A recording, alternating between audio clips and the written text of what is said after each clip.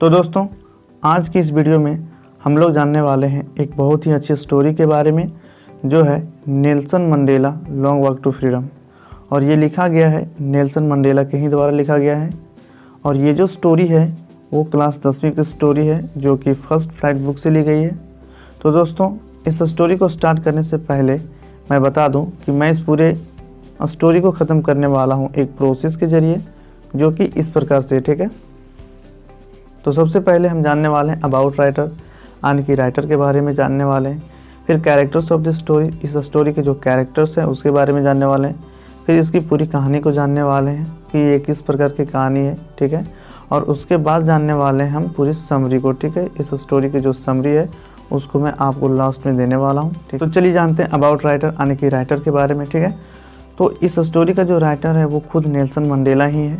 और इसका पूरा नाम आप देख सकते हो, नेल्सन रोलिहलाला मंडेला है। और इसका जन्म 1918 में हुआ था, यानी कि मवेजो में, जो कि साउथ अफ्रीका में पड़ता है। और इसकी मृत्यु जो हुई थी वो 2013 में हुई थी, यानी कि जोहान्सबर्ग में हुई थी। और आप इनकी महानता, यानी कि ग्रेटनेस का पता इस बात से लगा सकते हो कि इन्होंने सिर्फ 40 सालों में ही 260 से भी ज़्यादा अवार्ड्स अपने नाम किया है, जिसमें से नोबेल शांति पुरस्कार, भारत रत्न और गांधी शांति पुरस्कार शामिल है। और अगर इनकी ऑक्यूपेशन की बात की जाए, यानी कि व्यवसाय की बात की जाए, तो ये एक पॉलिटिशियन और लॉयर थे। तो चलिए अब कैरेक्टर्स के बारे में जानते हैं। तो दोस्तों, ये जो स्टोरी है ये नेल्सन मंडेला का एक जीवनी है। तो दोस्तों, इसमें जो मेन कैरेक्टर्स होगा वो नेल्सन मंडेला ही इसके मेन कैरेक्टर्स है, ठीक है। और अब चलिए जानते हैं इसकी पूरी स्टोरी को। तो गाइस, ये जो स्टोरी है एक ऑटोबायोग्राफी है, यानी कि ये नेल्सन मंडेला का एक जीवनी है। मतलब कि ऑटोग्राफी मीन्स होता है, ऑटो मीन्स होता है आपका सेल्फ, एंड बायो मीन्स होता है लाइफ, एंड ग्राफी मीन्स होता है राइट, ठीक है। यानी कि खुद के जीवन के बारे में लिखना ऑटोबायोग्राफी कहलाता है। और ये जो स्टोरी है एक ऑटोबायोग्राफी, यानी कि नेल्सन मंडेला का यह एक जीवनी है, ठीक है। तो दोस्तों, ये जो स्टोरी है वो स्टार्ट होता है नेल्सन मंडेला और उसकी जो पार्टी है अफ्रीकन नेशनल कांग्रेस, उसके साथ स्टार्ट होती है। और नेल्सन मंडेला और इसकी जो पार्टी होती है वो दोनों मिलकर अपार्थाइड के खिलाफ अपनी पूरी लाइफ में स्ट्रगल करते हैं। यानी कि जो रंग भेद होता है गोरों और कालों के बीच में साउथ अफ्रीका में, वो उसके खिलाफ पूरे जीवन भर संघर्ष करते हैं।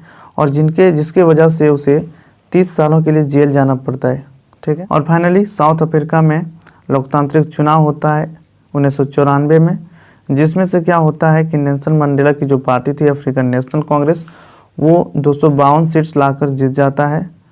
400 में से 252 सीट लाता है। और मंडेला ये जो इलेक्शन है वो जीत जाता है। और वहाँ पहली बार फर्स्ट ब्लैक प्रेसिडेंट बनता है, जो कि नेल्सन मंडेला होता है। तो दोस्तों, एक्चुअली ये जो स्टोरी थी वो अब स्टार्ट हो रही है। और मैंने जो आपको पहले स्टोरी, शॉर्ट स्टोरी पढ़ाई शॉर्ट में, वो इसलिए पढ़ाई क्योंकि आपको ये पूरी स्टोरी समझ में आ जाए, ठीक है। तो चलिए अब ये स्टोरी स्टार्ट यहाँ से होती है, क्योंकि इस स्टोरी में जब नेल्सन मंडेला इलेक्शन जीत जाता है तो उसके बाद जो उसका होता है, यानी कि शपथ ग्रहण समारोह जो होता है, उसके बारे में इस स्टोरी में पूरी डिटेल्स में बताई गई है। तो चलिए जानते हैं, ठीक। तो दोस्तों, 10 मई को शपथ समारोह होने वाला था, शपथ ग्रहण समारोह होने वाला था। और उस दिन जो दिन था वो काफ़ी ज़्यादा ब्राइट और क्लियर था, यानी कि साफ और चमकीला दिन था, ठीक है। और कुछ दिन पहले क्या था कि नेल्सन मंडेला से बड़े बड़े जो, यानी कि जाने माने लोग थे और बड़े बड़े जो नेता लोग थे, कई अलग अलग कंट्रीज़ के, वो लोग मिलने आ रहे थे, उन्हें रिस्पेक्ट देने आ रहे थे, क्योंकि उनका शपथ ग्रहण समारोह होने वाला था 10 तारीख को। और दोस्तों, जो शपथ ग्रहण समारोह जो हुआ था वो lovely sandstone amphi theatre in Pretoria में हुआ था। और ये वहाँ उस एम्पी थिएटर का नाम है, ठीक है, लवली सैंडस्टोन एम्पी थिएटर, ठीक है। एम्पी थिएटर का मतलब होता है ना कि एक ऐसा बिल्डिंग जिसमें कोई छत ना हो, जैसे कि यानी कि आप कह सकते हो क्रिकेट स्टेडियम की तरह। और दोस्तों, समारोह में सबसे पहले स्टेज पर मिस्टर डी क्लर्क गए और सेकेंड डिप्टी प्रेसिडेंट का शपथ लिए, ठीक है। और उसके बाद ठीक थाबो मबेकी गए स्टेज पर और उन्होंने फर्स्ट डिप्टी प्रेसिडेंट का शपथ लिए। और उसके बाद आया मंडेला का टर्न। और दोस्तों वहाँ बहुत सारे वर्ल्ड्स के बहुत सारे लीडर्स थे, जो बड़े कई नेता लोग और बड़े बड़े दिग्गज लोग वहाँ पे आए थे, चारों तरफ वहाँ बैठे हुए थे, उस समारोह में बैठे हुए थे।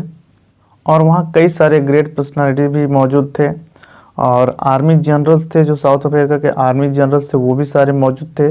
और उनके जो सीने पर लगे हुए थे रिबन लगे हुए थे, मेडल्स लगे हुए थे, ठीक है।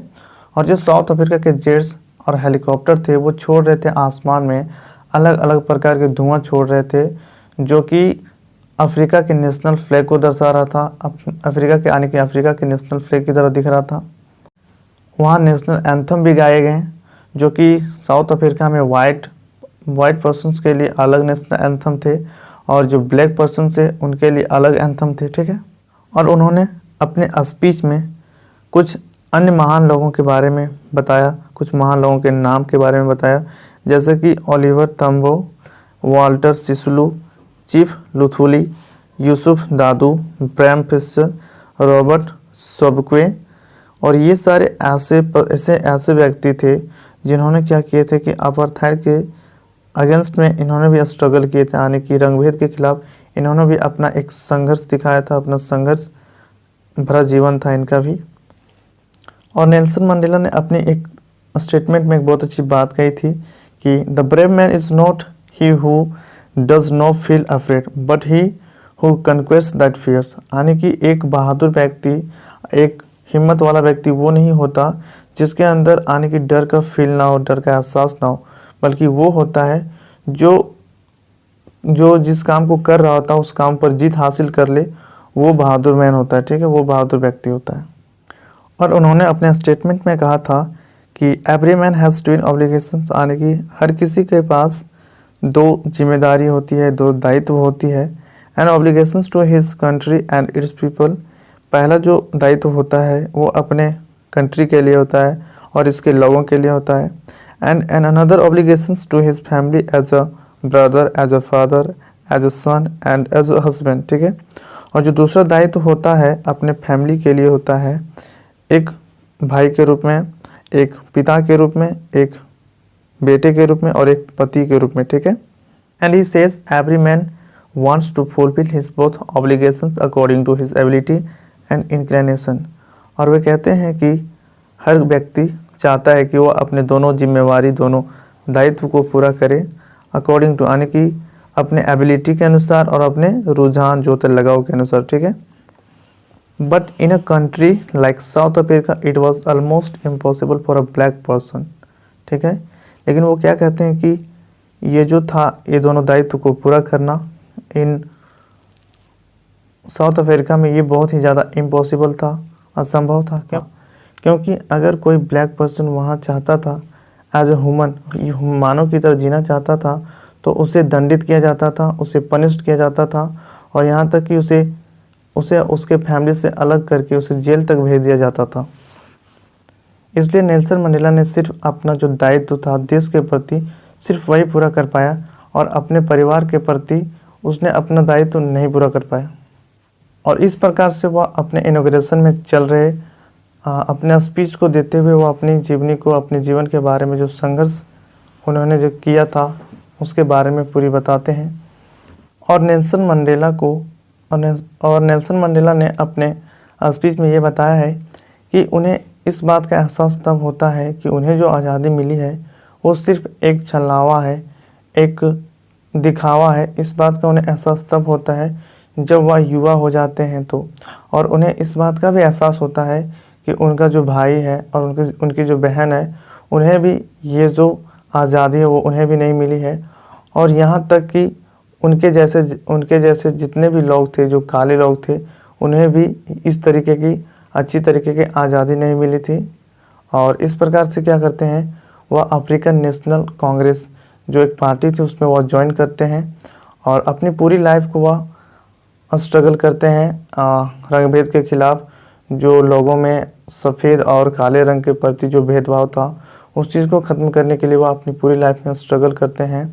और जिसकी वजह से क्या होता है कि उनका लाइफ पूरी तरीके से चेंज हो जाता है। वो एक लॉयर से टेररिस्ट की तरह बन जाते हैं, लोग उन्हें टेररिस्ट कहते हैं। और जिसकी वजह से उन्हें जेल जाना पड़ता है 30 साल के लिए। और फिर क्या होता था, अंततः क्या होता है कि वह अफ्रीकन नेशनल कांग्रेस पार्टी की तरफ से इलेक्शन लड़ते हैं और वह लोकतांत्रिक चुनाव में अपनी सरकार को बनाते हैं। और इस प्रकार से अपनी जीत के बाद वह अपनी सरकार को बनाते हैं और वो बन जाते हैं साउथ अफ्रीका के फर्स्ट ब्लैक प्रेसिडेंट, जो कि 300 साल के बाद वहाँ कोई काला राष्ट्रपति बनता है, काला व्यक्ति राष्ट्रपति बनता है। और वहाँ ठीक 300 साल पहले सिर्फ गोरों का राज होता था। और इस प्रकार से ये स्टोरी यहीं समाप्त हो जाती है। तो दोस्तों ये रही इस चैप्टर की कुछ इम्पोर्टेंट फैक्ट्स, ठीक है। और आप चाहो तो इनका यूज़ क्वेश्चन आंसर में कर सकते हो ताकि आपके जो आंसर है और भी ज़्यादा इफ़ेक्टिव हो।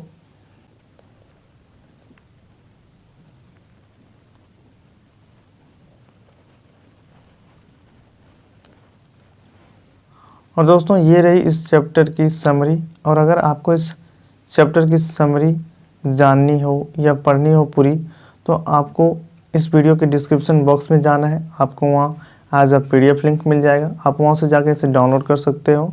Till then bye bye and thanks for watching.